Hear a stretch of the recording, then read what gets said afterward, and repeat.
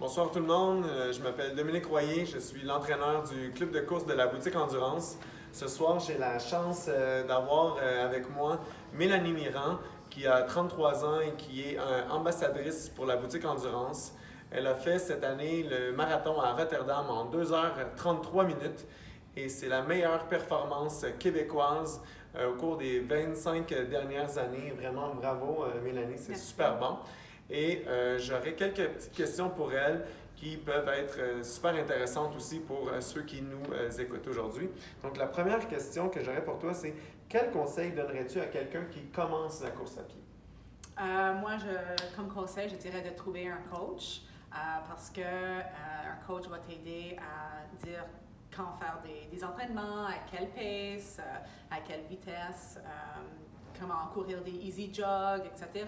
et de suivre le plan. Parce que si tu ne suis pas le plan de ton coach, c'est sur toi que si tu n'as pas réussi ton objectif, c'est ta faute et ce n'est pas la faute de ton coach.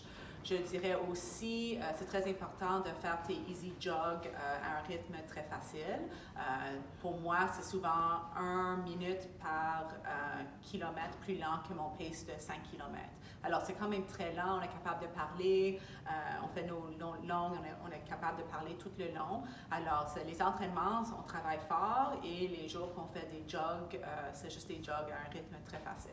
Donc, environ 1 minute plus lent que le pace que tu fais à un 5 km. C'est ça. OK, alors, oui, environ. Et, ou même, des fois, c'est 1 minute plus lent que mon pace de marathon. Alors, même il y a un range quand même. Okay. Alors, si je fais mon pace de marathon, c'est 3,38. Mes jogs sont jamais vraiment plus vite que 4,30. OK, d'accord. Alors, c'est même 1 minute plus lent que ça. Alors, courir facile, des jogs faciles et suivre le plan d'un coach. Trouver un bon coach et suivre le plan. Merci beaucoup. Et puis, une deuxième question. Que fais-tu pour te motiver quand tu n'as vraiment pas envie d'aller courir?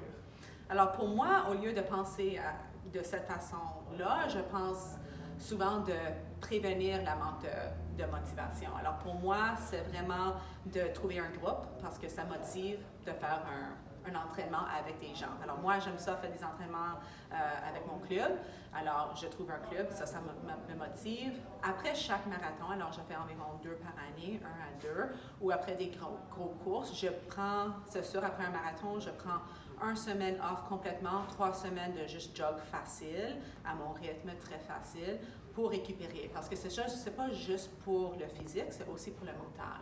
Alors, la récupération, c'est très important pour la motivation mentale. Alors, si jamais tu trouves que tu n'es pas motivé, il faut parler à ton coach, il faut dire, OK, peut-être je ne suis pas capable de courir 7 fois par semaine, je dois courir 6 fois, je dois prendre 1 journée off ou 2 journées off. Il faut trouver un équilibre qui va fonctionner pour toi.